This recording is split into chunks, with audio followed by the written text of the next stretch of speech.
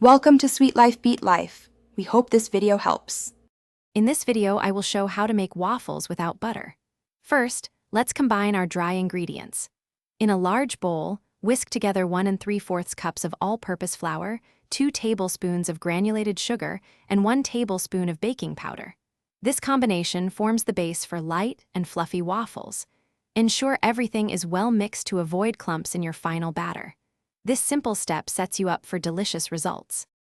Now, let's prepare our wet ingredients. In a separate bowl, whisk together 1 1/4 cups of milk, 2 large eggs, and 1/4 cup of vegetable oil. The oil replaces butter, keeping your waffles moist and tender.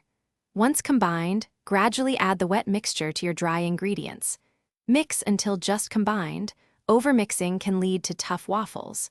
A few small lumps are perfectly fine. With your batter ready, it's time to cook. Preheat your waffle iron according to the manufacturer's instructions.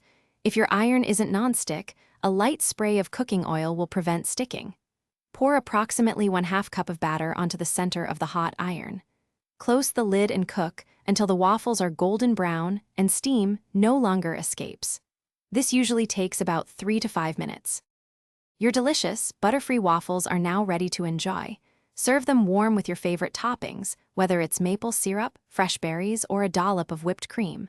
These waffles are wonderfully light and flavorful, proving you don't need butter for a fantastic breakfast. For easy meal prep, check out the leak-proof containers linked in the description, along with other great deals. Store any leftovers in an airtight container for a quick reheat later.